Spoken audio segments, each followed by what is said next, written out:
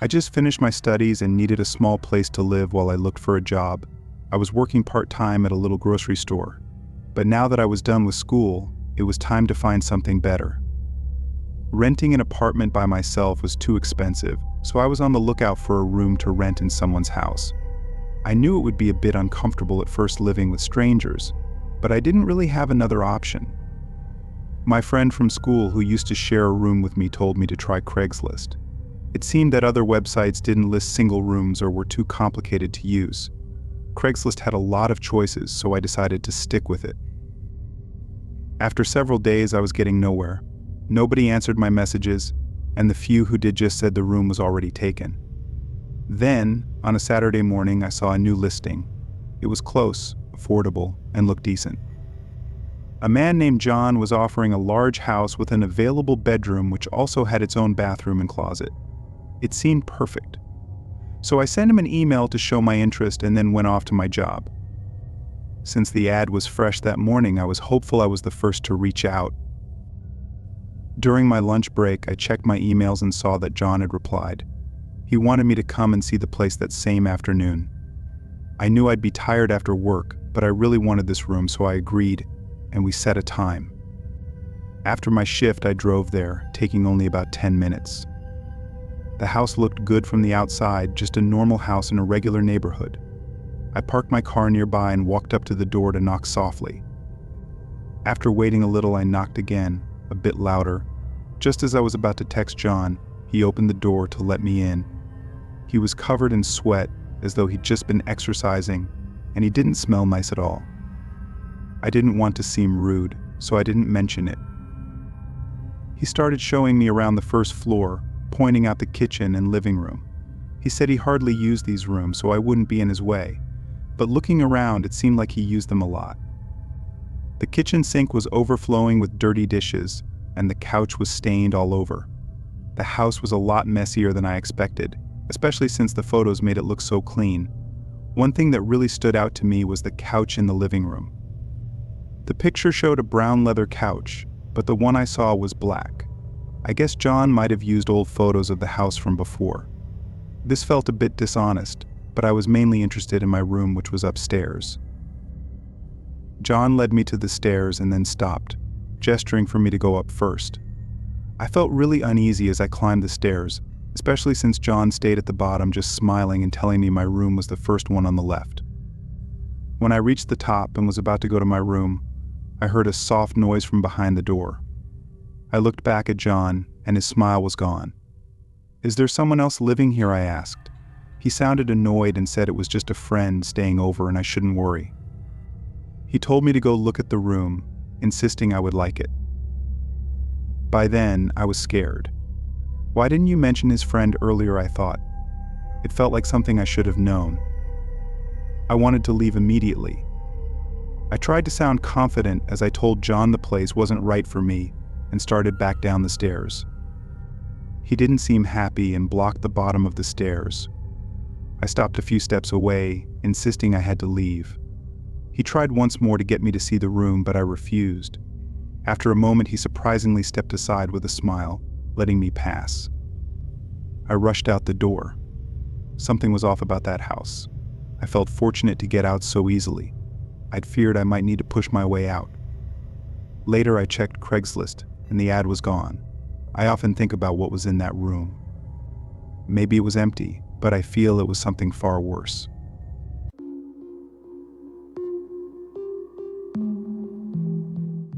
When I was in college, I used to go camping with friends during the summer. One year, we decided to explore a new area we hadn't visited before. It was a dense forest, quite far from the city. We were excited about the adventure and prepared all our gear, including tents, food, and a map of the area. After driving for several hours, we arrived and found a good spot to set up our camp. There were 5 of us: Mike, Sarah, Alex, John, and me. The first day went smoothly. We hiked a few trails, swam in a nearby lake, and enjoyed a campfire at night. However, things started getting strange on the second night. As we were sitting around the campfire, we heard rustling in the bushes. We assumed it was just a small animal and didn't pay much attention.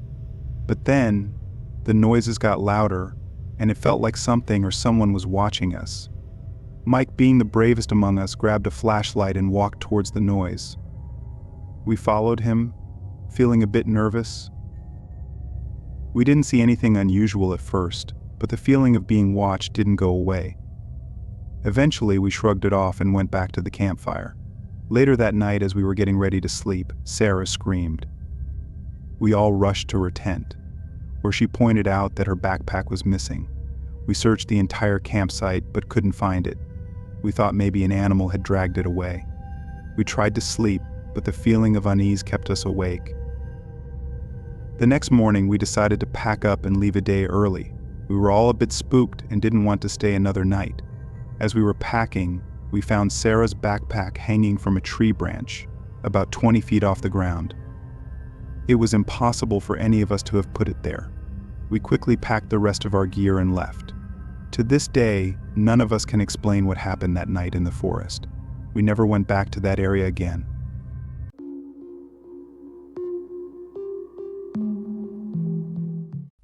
When I was a kid, my family moved into an old house in a small town.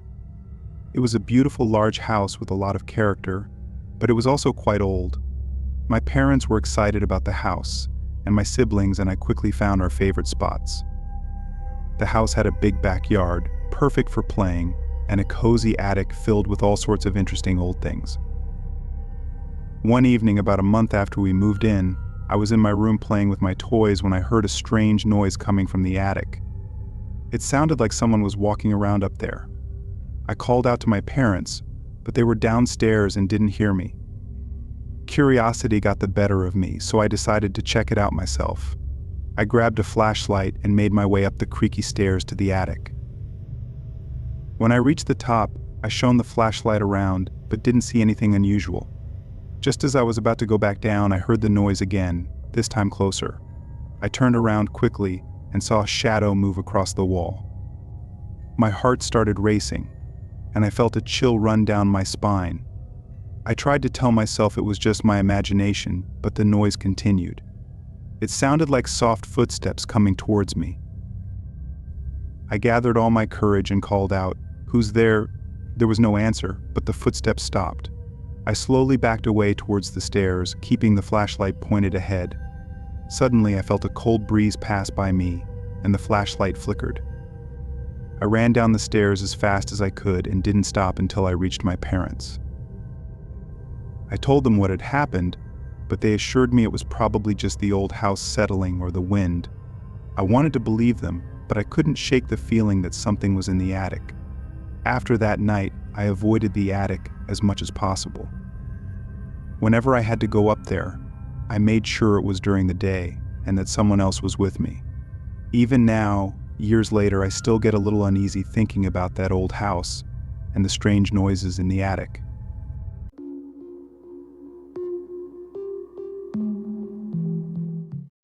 One summer, my friends and I decided to take a road trip across the country. We planned to visit various landmarks and camp out at different spots along the way. We were excited about the adventure and spent weeks preparing for the trip. We packed all the essentials, made a detailed itinerary, and set off early one morning. Our journey was going well, and we had a lot of fun visiting different places. One night, we found a secluded camping spot near a forest. It was perfect quiet, beautiful, and far from any busy roads. We set up our tents, built a campfire, and enjoyed a relaxing evening under the stars. As it got late, we decided to get some sleep. We were exhausted from the day's activities and fell asleep quickly. In the middle of the night, I woke up to a strange noise. It sounded like whispering, but I couldn't make out any words. I thought maybe one of my friends was talking in their sleep, so I tried to go back to sleep. But the whispering continued and seemed to be getting closer. I sat up and looked around the tent, but I couldn't see anything. I unzipped the tent slightly and peered outside. The campfire had died down and everything was dark. Suddenly, I heard the whispering right next to my ear. I jumped and looked around, but there was no one there. My heart was pounding, and I felt a cold sweat on my forehead. I quickly woke up my friends and told them what happened. They looked around but didn't find anything unusual. We decided to stay awake for the rest of the night, taking turns keeping watch.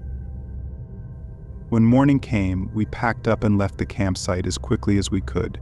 We were all on edge and didn't want to stay another night there. As we drove away, we tried to rationalize what had happened, but none of us could come up with a good explanation. The experience left us shaken, and we made sure to choose more populated campsites for the rest of our trip.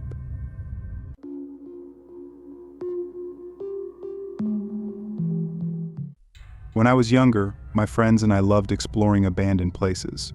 We would often go on adventures to find old, deserted buildings and see what we could discover.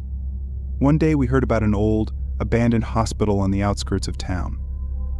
It had been closed for years, and there were rumors that it was haunted. Naturally, we decided we had to check it out. We planned to go there on a Saturday night. We gathered our flashlights, cameras, and some snacks, and set off around sunset. It was a bit of a drive to get there, but we were all excited. When we finally arrived, the hospital looked even creepier than we had imagined. The building was large and looming, with broken windows and overgrown weeds all around it. We made our way inside through a side door that was slightly ajar. The interior was dark and musty, with peeling paint and scattered debris. We stuck together as we explored, moving slowly and quietly through the hallways. Every now and then we would hear strange noises, but we tried to brush them off as the wind or animals. After about an hour of exploring, we found a set of stairs leading down to the basement. It was dark and the air felt colder as we descended. When we reached the bottom, we saw a long hallway with several doors on either side. We decided to split up and check the rooms, agreeing to meet back in the hallway in 10 minutes. I took the first room on the left. It was small and empty, with just an old bed frame and some scattered papers. As I was looking around, I heard a soft humming sound. It was faint at first, but it gradually grew louder. I stepped out into the hallway, and the humming stopped. I called out to my friends, but there was no response. I started to feel uneasy. Suddenly, one of the doors at the end of the hallway slammed shut. I jumped and ran towards it, thinking maybe one of my friends was playing a prank. But when I reached the door and opened it, the room was empty. The humming started again, this time louder and more intense. I felt a cold breeze and a sense of dread washed over me. I ran back to the hallway, shouting for my friends. They came rushing out of their rooms, all looking just as scared as I felt. We decided it was time to leave. As we hurried up the stairs and back through the hospital, we kept hearing the humming and strange noises behind us. We didn't stop until we were back outside, breathing heavily and feeling a mix of fear and relief.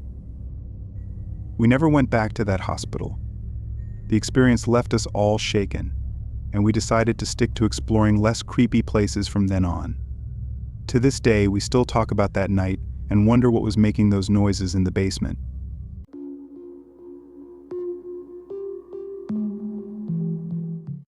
As an actor struggling for steady work, I never expected a simple dishwasher repair job to turn into a fight for my life. My name is Mark, and I'm an actor. You probably haven't seen anything I've been in, despite all the auditions I've attended. Steady work has been scarce for me. My wife, Gretchen, works at a bank, and I take on part-time jobs at a coffee shop to contribute financially when I'm not pursuing acting. I also help around the house to ease Gretchen's burden as the main breadwinner. One day, Gretchen suggested I take on side gigs to supplement our income. Unsure of where to start, she advised me to check online for nearby opportunities. Skilled in construction and renovation, I searched Craigslist and quickly found a post from a man named Jonathan. He lived close by and needed help fixing his dishwasher door. Confident I could handle the task, I emailed him. After exchanging a few messages, I agreed to go to his place that afternoon. Jonathan seemed nice when I arrived. He led me to his kitchen, which was far nicer than ours, indicating he was well off. The only thing out of place was his old, broken dishwasher door. As I inspected the damage, Jonathan poured me a glass of lemonade. When I asked what caused the damage, he casually said it was old. However, I could tell he was lying. The door had scratches and yanked out screws, suggesting deliberate damage. Suspicious? I decided not to drink the lemonade. Pretending to take a sip, I kept my lips shut. I then asked Jonathan for a towel. and while he fetched it, I discreetly poured the lemonade down the sink. When he returned, I acted as though I had finished the drink. He smiled and told me to take my time before leaving the room. Although fearful, I wasn't certain Jonathan had tried to poison me. With him out of sight, I quickly fixed the dishwasher door, which took about 10 minutes. Just as I was about to leave, Jonathan appeared behind me, commenting that I looked woozy. His expectation of my reaction confirmed my suspicions. To ensure my safe exit, I pretended to feel dizzy and stumbled slightly. Jonathan suggested I sit while he got my payment and guided me toward the living room, where I noticed a rope on the table. Sensing his plan to tie me up, I insisted on immediate payment via Venmo, saying I needed to get home. Ignoring his protests, I hurried to the door and opened it, only to find Gretchen standing there. Without a word, she entered, forcing me to step back. Confused, I asked what was happening. She placed a hand on my chest before shoving me onto the couch. Turning to Jonathan, she inquired if I had drunk everything. He confirmed, amazed I was still standing. They both looked at me, and Jonathan explained that Gretchen needed a real man in her life, implying their plan to get rid of me. Gretchen pulled a knife from her purse, advancing towards me. Jonathan grabbed my arm, attempting to tie me up, but I kicked him hard, causing him to stumble into Gretchen. She accidentally stabbed him, and as Jonathan screamed in pain, I fled the house. I drove to a busy street and called the police, who instructed me to come to the station and give a statement. They warned me not to return to Jonathan's house.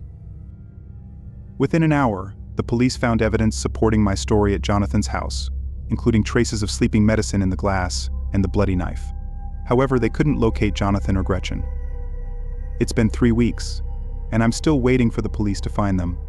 They're still on the run.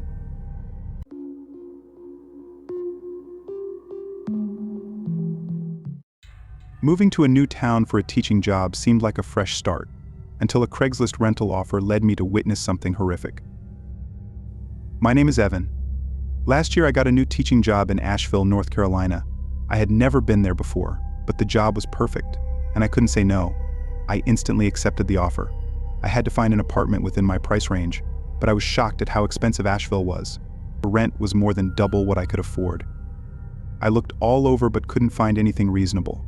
While I was staying in a pretty gross hotel in Nashville, someone suggested I look for places on Craigslist. I had never used Craigslist before and always thought it was a bit sketchy, but I was desperate. So I went to the rental listings and found a guy named Andy who wanted to rent out a room in his condo.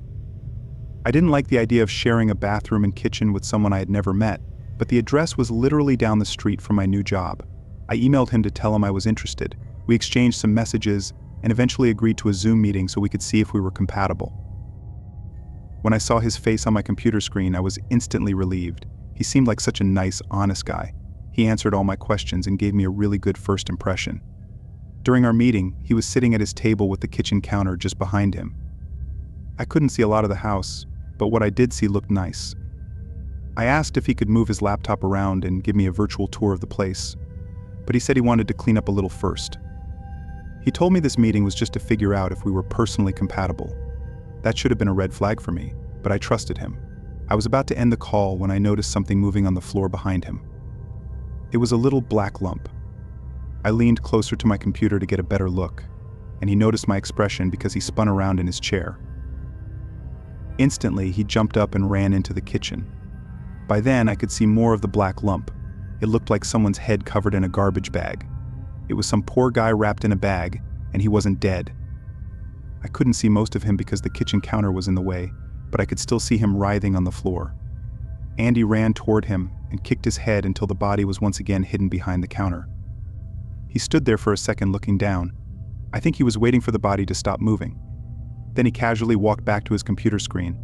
I was so focused on what I had just seen that I completely forgot I was still on Zoom. He could still see me. He looked right into my eyes, his face weirdly blank. "So you saw that," he said.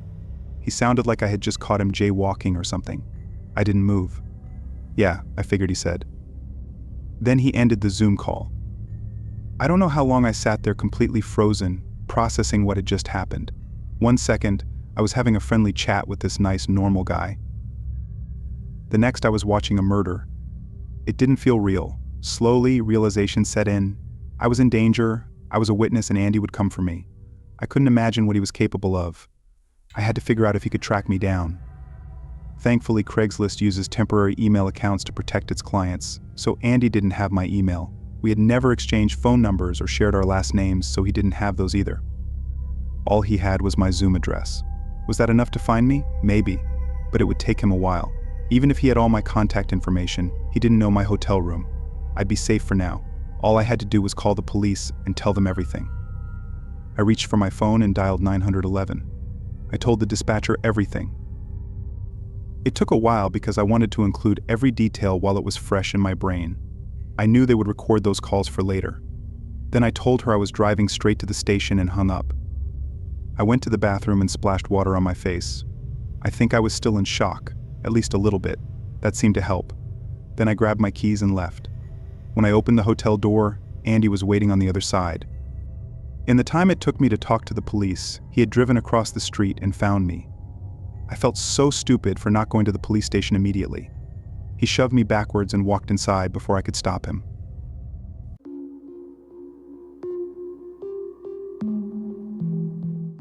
Running into my ex at the store was the last thing I wanted, but what followed was a terrifying reminder of why I left him in the first place.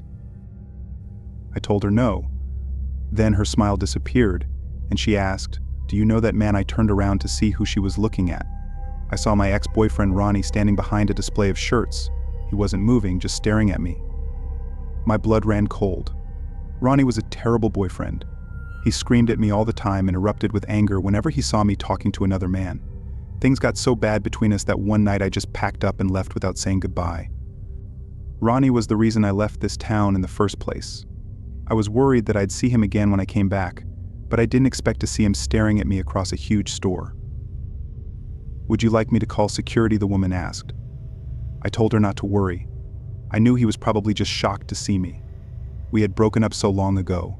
He was probably just going to leave me alone. But he didn't. He started following me throughout the store. I went to the shoe section, then the electronics, then the books. Wherever I went, he kept pace. He made sure not to get too close because he didn't want the workers to get suspicious of him, but he wasn't even trying to hide. I was starting to get really scared. I made it to the exit and passed the same old woman. I ran outside and tried to get to my car. Ronnie kept coming. Now that we were in the parking lot, he broke out into a full sprint. He caught up to me within seconds and grabbed my shoulder. "Please, babe," he said. I didn't want to talk to him. I wanted to run, but I knew he would catch me.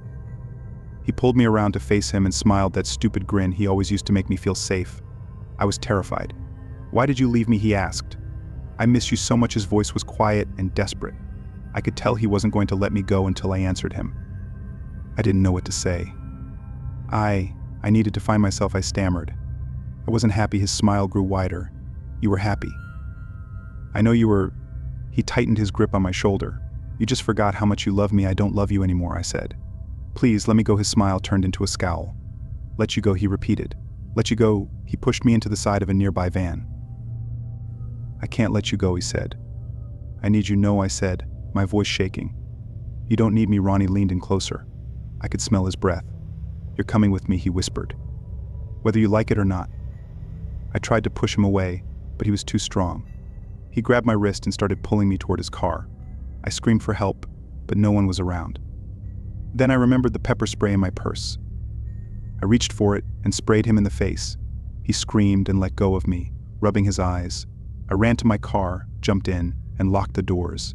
I watched him through the window as he stumbled around, still screaming. Then I started the engine and drove away as fast as I could. I didn't stop until I was miles away. I pulled over and called the police, telling them everything. They told me to come to the station and file a report. I haven't seen Ronnie since, but I know he's still out there somewhere looking for me.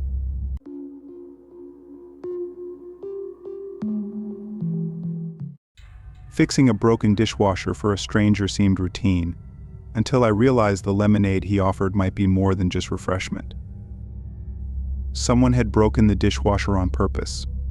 It looked like they had hit it with a wrench until the door fell off. This made me suspicious. I looked at the lemonade in my hand and decided not to drink it. Something was off, and I didn't trust Jonathan.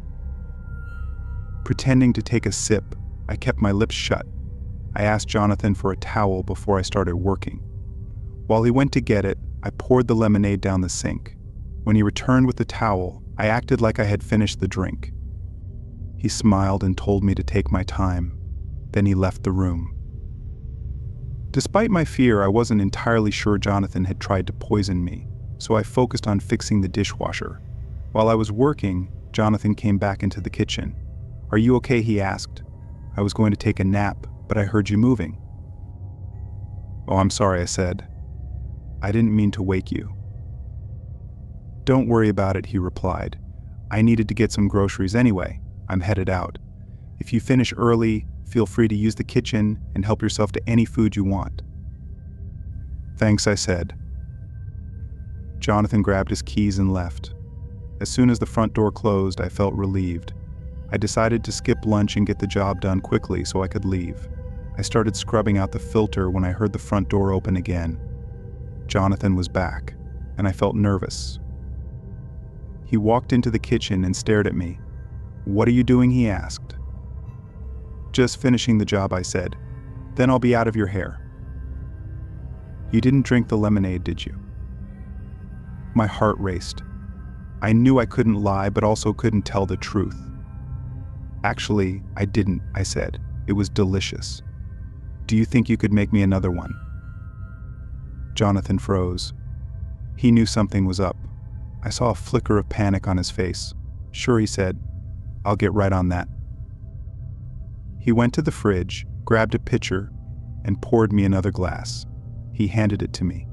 "There you go," he said. "Thank you," I said. "This looks even better than the last one." "Glad you think so," he said. I took a big sip, pretending to enjoy it. "Do you mind if I take a nap now?" he asked. "I think I left my watch in your bedroom," I said. "Would you mind if I go get it before you lay down?" He nodded and walked toward the door. I watched him go down the hallway. When he opened his door, I grabbed my phone and texted the police. Then I took another gulp of the lemonade and dropped my glass. The sound of shattering made Jonathan spin around. He saw me clutching my chest and gasping for air. "I think there was something in that drink," I said, collapsing on the floor. Jonathan ran toward me, panic on his face. "What happened?" he asked. "You poisoned me," I said. He got on his knees and checked my pulse, his eyes widening. He tried to talk to me, but I couldn't hear anything. The world was going black. The last thing I saw was Jonathan's terrified expression as the police stormed through the front door.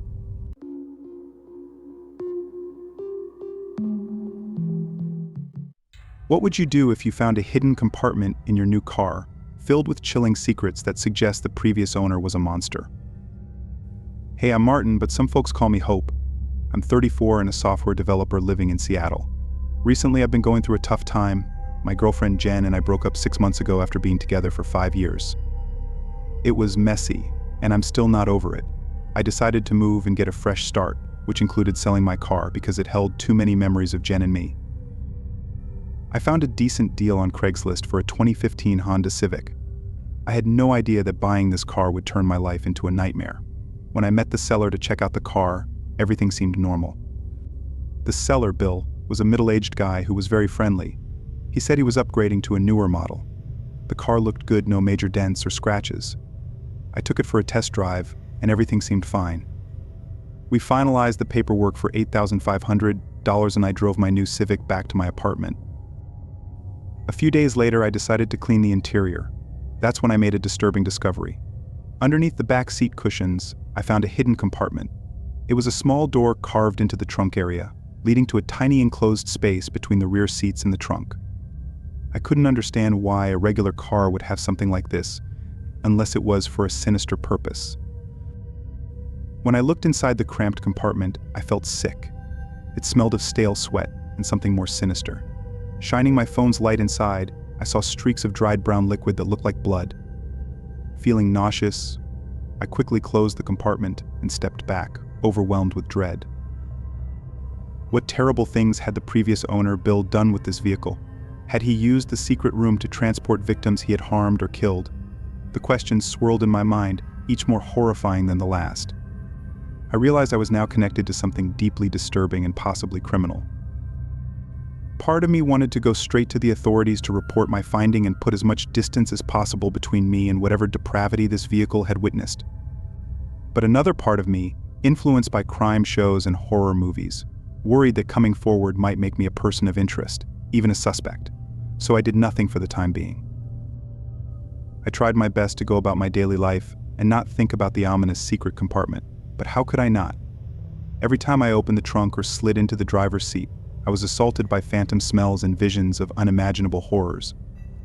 The subtle stain of dread resurfaced, leaving me uneasy and tormented by morbid hypotheticals. Restless nights were punctuated by vivid nightmares, visions of being trapped in that cramped, sweaty compartment, banging hopelessly on the door, gulping stale air as my cries for help went unanswered. Other times I dreamt I was Bill, a mild-mannered monster calmly shuttling my unspeakable cargo to its grim destination. Awake, I began noticing small details about the vehicle that had previously escaped me.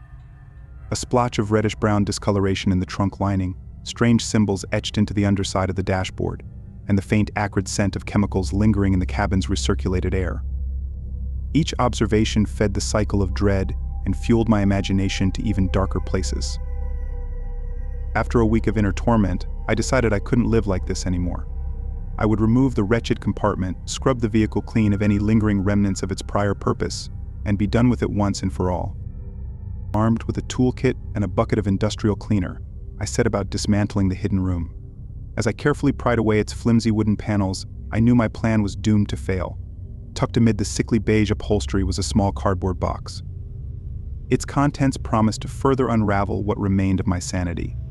Inside, I found handwritten notes scrawled in what seemed to be chicken scratch.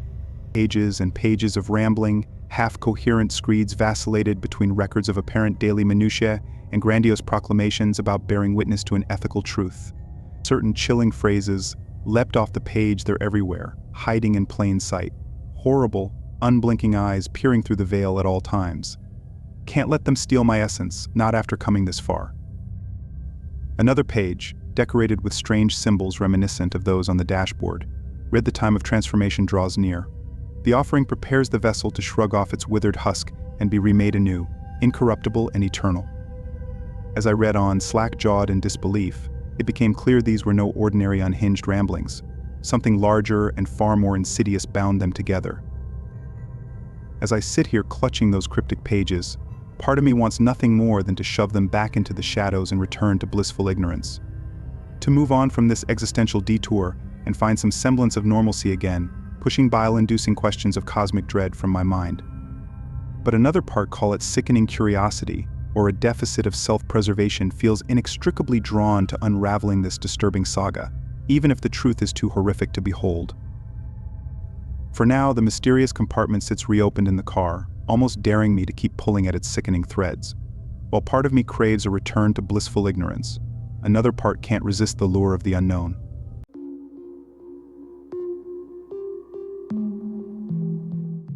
When a group of friends stumbles upon an abandoned cabin in the woods, what they uncover inside turns their dream vacation into a nightmare they'll never forget.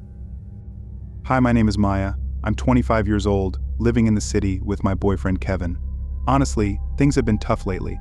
Kevin lost his job a few months ago, and money has been really tight. We had been staying with my parents for a while to get back on our feet, but you know how it is living with parents as an adult, it just starts to weigh on you after a while. You feel like you've lost your independence. Kevin was going stir-crazy just sitting around the house all day. We both were. So when we saw this suspiciously cheap apartment listing on Craigslist, it seemed too good to be true. But Kevin was desperate to get us out of my parents' place. I'll admit, I kind of loved the idea of having our own little nest again, a fresh start. Despite the little voice of doubt in the back of my mind, we took it. I should have listened to that voice. It all started out pretty mundane and normal at first. The apartment was nothing fancy, just a basic one-bedroom in an older building on the rougher side of town. But it was clean, the landlord seemed nice enough, and hey, we could actually afford it. Those first few days we were just relieved to be out on our own again. We went to the grocery store, cooked dinners together, and binge-watched some shows on Netflix in the evenings. All that simple, blessed normalcy. We had been craving petty disagreements about leaving dishes in the sink or whose turn it was to take out the trash. I missed those silly arguments when things started to go wrong. It probably began around the fourth or fifth night. I woke up sometime after 11 p.m. to use the bathroom. As I was coming out, I heard the most terrifying sound of women screaming. No, screaming doesn't even describe it properly. It was this blood-curdling, ripping shriek of pure fear and agony. It made my blood run cold. I shook Kevin awake in a panic. "Did you hear that?" "Someone's in trouble. We have to call the police," I said. He tried to calm me down, saying it was probably just a TV or something from another apartment. But I knew what I heard. It wasn't normal. Right then, there was frantic knocking at our door, and I nearly jumped out of my skin. Kevin motioned for me to stay back as he carefully went over and opened it a crack. It was our landlord, Mr. Kozak. He had this disturbingly casual smile on his face as he said, "No need for alarm, folks. Just a little disagreement between a couple of tenants. But it's being taken care of, so no need to call the authorities, okay?" The way he said it with such a total lack of concern was so bizarrely off-putting, almost like he was amused by the whole thing. I shivered despite the warm night. "If you're sure, mister," Kozak Kevin said uneasily. "We'd still hate to be a bother. We can call if anything else comes up." "Oh, there's no bother at all. But please, if you do happen to see or hear anything unsettling, don't go calling the cops, please. That never ends well for anyone, mister." Kozak chuckled as if he just told a hilarious joke. "You two seem like such a nice, smart young couple. Why don't you just give me a ring directly if any future unpleasantness arises?" "I'll get it sorted out," he gave an overconfident wink, then without another word, turned and headed back down the dingy hallway, whistling some eerily cheery tune. The look Kevin and I exchanged in the wake of that supremely unsettling encounter said it all. We both knew deep down that something was deeply wrong here with Kozak, with this whole place. But what choice did we have? We were broke and hadn't even unpacked all our things yet, so we tried our best to just ignore it. Chalk it up to the landlord being some eccentric old man and hope things didn't get any weirder. Oh, how I wish I could go back to the naive mindset of those first few nights, unburdened by the sickening realizations that were still to come. It started with the small things at first, like hearing strange noises in the night. Not just screams this time, but occasional muffled thumps and the sounds of people frantically running up and down the halls, always at the most unholy hours between midnight and 4 a.m. Whenever I brought it up to Kevin, he got this glazed, half-asleep look in his eyes and denied hearing anything out of the ordinary. Part of me wondered if he was just trying to reassure me, to cling to some sense of normalcy in our new home. Another part of me knew he heard those noises too, and was just as terrified as I was. Then more bizarre events started occurring. Strangers would randomly knock at our door at all hours, just dazed-looking men reeking of booze or worse. Kozak said it would be okay, or this is where I'm supposed to go. We stuck to the cardinal rule of never opening the door to those sketchy individuals, but the implications of what they were showing up for made my blood run cold. Kevin and I didn't even want to voice our darkest suspicions out loud. Despite the escalating weirdness, we both felt so trapped. Neither of us had jobs at that point, and we had blown what little savings we had on the move and security deposit. Where the hell else could we go? Then came the night that fully shattered any remaining illusions, the night that pushed us past the breaking point. I woke up around 2 a.m. to Kevin tossing and turning, mumbling incoherently in his sleep. I tried to gently shake him awake, growing more frantic as he wouldn't rouse. Finally, his eyes flashed open, wild and unfocused. He looked right through me with zero recognition. "Kevin, babe, what's wrong? You were having a nightmare." That's when I heard it. The unmistakable sound of a young woman crying, sobbing in pure hopeless despair. It seemed to be coming from the apartment next door. My heart stopped as I realized whatever nightmare had been plaguing Kevin. He likely heard those cries too. We had the same horrific implications about what they meant. I wanted so badly to run out there, pound on that door, but I'd seen enough crime documentaries to know that's exactly how young women end up dead and abandoned in lots. So we just sat there, petrified, listening to those tormented wails that went on forever. Eventually, they trailed off into a deathly silence, even more chilling. I knew deep down we couldn't spend another night in this waking nightmare. Not after that. The next morning, we packed up as quickly and quietly as humanly possible. I didn't even care about getting the security deposit back at that point. Nothing was worth sticking around that hellhole a second longer. As we were dragging our meager belongings out to the cab, Kozak emerged from the shadows and flashed that same sickening grin. "Leaving so soon? I do hope every accommodation was to your liking during your stay," he said, letting out this wheezy chuckle that made my skin crawl. Kevin urged me past without a word or eye contact. We never looked back. So there you have it. We got out, but so many mysteries remain. Just what kind of unspeakable depravities were happening behind those paper-thin walls? Who were those poor souls we heard screaming and crying out so desperately? And most of all, what did Kozak mean by accommodation? Was he implying we were somehow complicit by our silence, by witnessing those horrors and doing nothing? I try not to dwell on it, but those questions still haunt me. If only we'd had the resources to go somewhere else right away. If only we'd found the courage to report Kozak, no matter how ominous his warnings. If only. In the end, I suppose we'll never know the full truth. But one thing's for certain from now on, we're never taking too good to be true apartment listings on Craigslist ever again. Some horrors are better left undiscovered.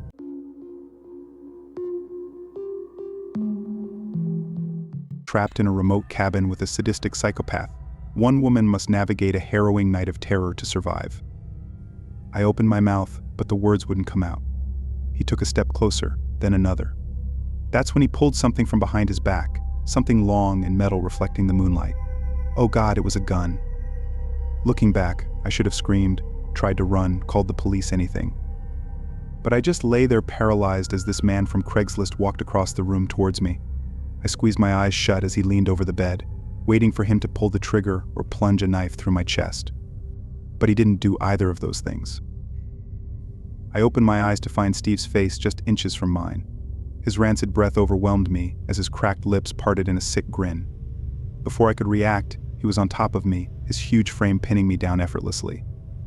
He laughed as I squirmed and writhed underneath him, like he enjoyed the struggle or something. Then he did something that will haunt me until my dying day. He leaned in and ran the barrel of the gun across my cheek, then down over my lips, letting it linger there as I whimpered before finally pulling it away and pressing the cold steel against my temple. "Do everything I say, and you'll make it out of this alive," he growled. "Understand?" I managed a frantic nod, tears streaming down my face at this point. He pulled me up by my hair, shoving me towards the small bathroom. "Get in the shower," he commanded, motioning with the gun. "And don't think about trying anything funny, or I won't hesitate to put a bullet through your head."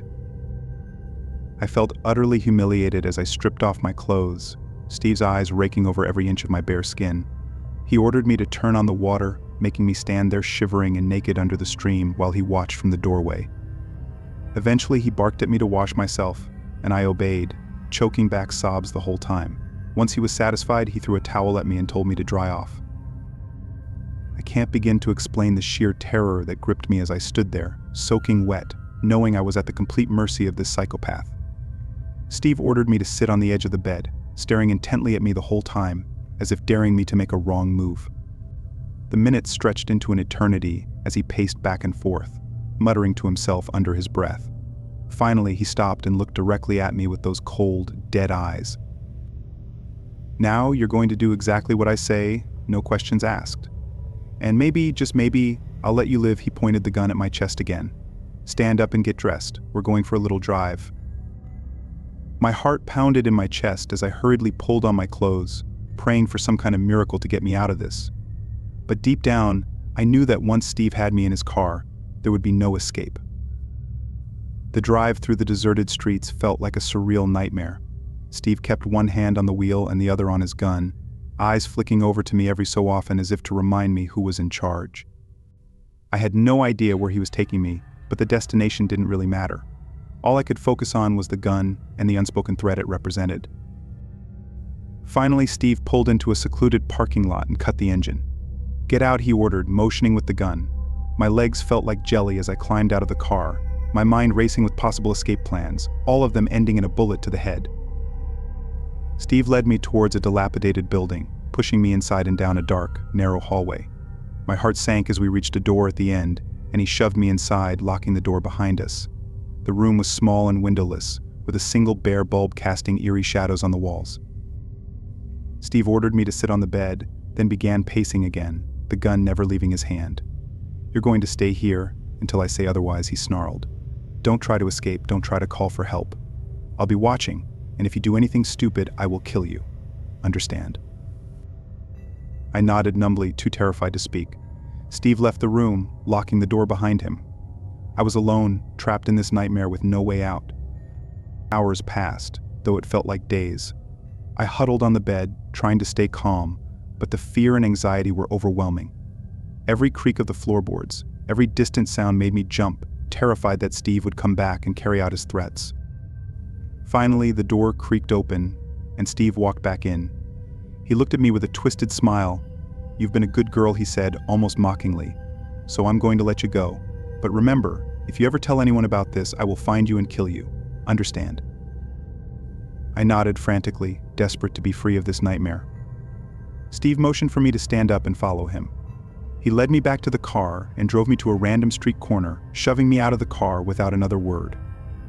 As he drove away, I collapsed on the sidewalk, sobbing uncontrollably, grateful to be alive but forever haunted by the events of that night.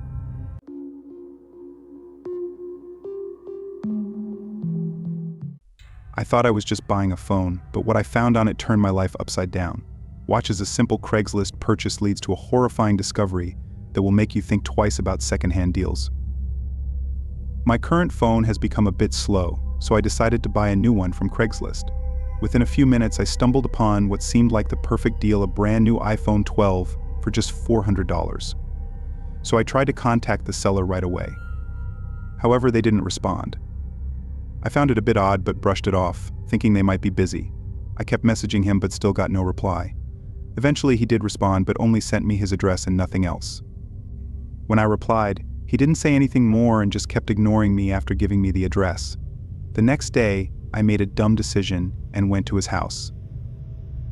As I drove down the rough street, it looked like no one lived in any of the houses, but I ignored it and went to his place.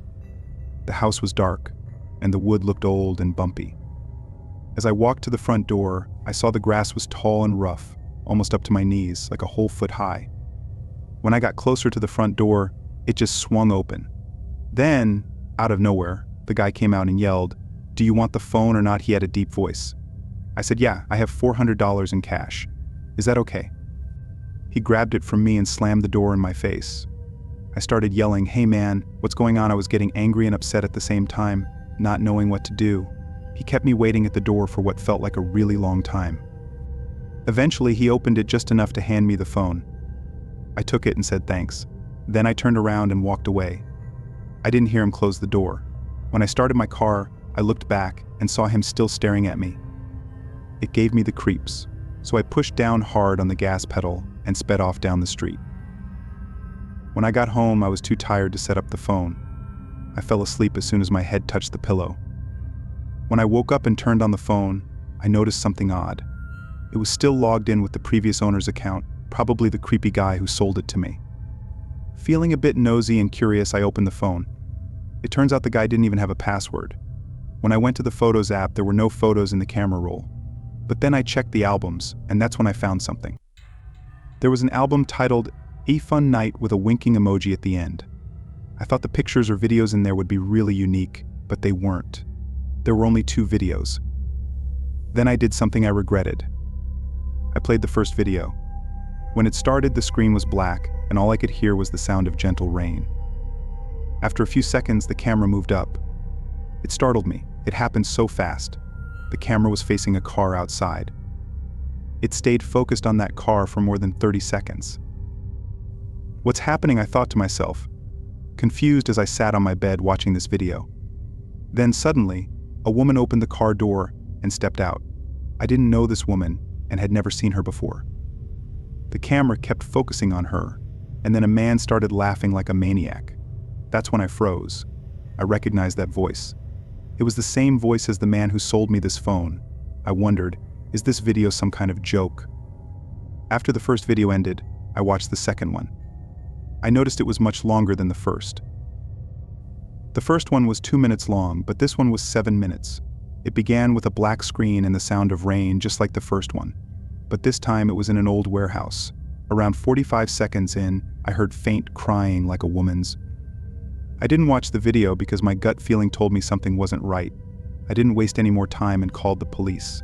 I showed them the video and explained how I got the phone. Thankfully, they took it seriously and went to the creepy guy's house, but he was already gone. The house wasn't his. It was just an abandoned house. The police took my phone to find more information. It has been a while and I still haven't gotten my phone back. So next time I should just buy a phone from a mobile shop.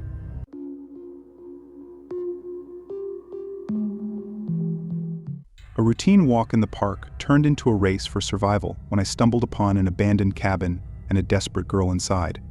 What happened next is straight out of a nightmare. Stay tuned to find out more. I often go for walks around my neighborhood, but this time I decided to explore new territories. One day I found out there's a park a few miles from my house. The park is really big, with lots of trees and open spaces. I'm pretty sure there are more trails than I even know about.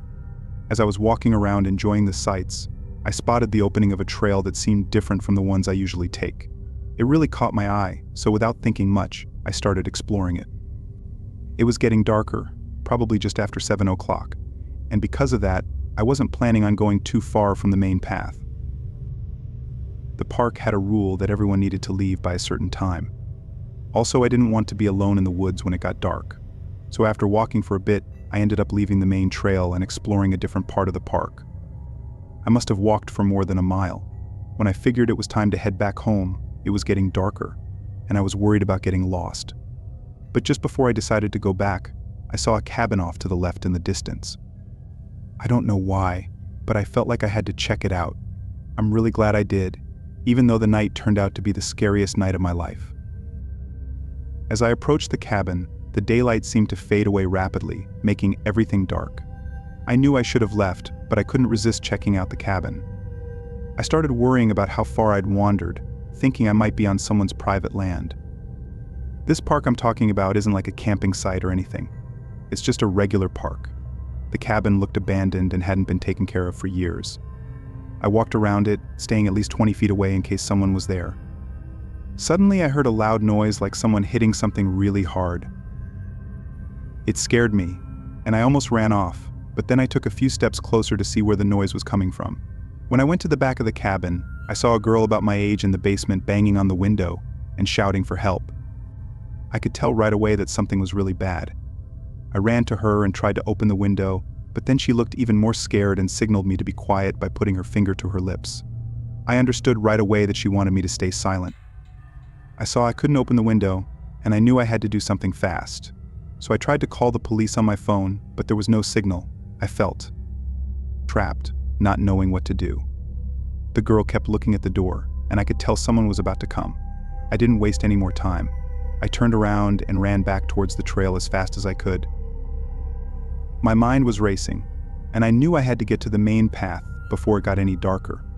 I didn't look back and just kept running. As I ran, I heard footsteps behind me getting closer. I didn't stop or slow down, just kept running faster. It felt like forever, but I finally reached the main path. The footsteps behind me stopped, but I didn't slow down. I kept running until I got out of the park. Once I was out, I called the police and told them everything. They searched the area and found the girl and the cabin. It turned out she had been kidnapped a few days earlier. I was glad she was safe, but it took me a long time to feel safe myself. Now, I always stick to the main trails and never wander off alone.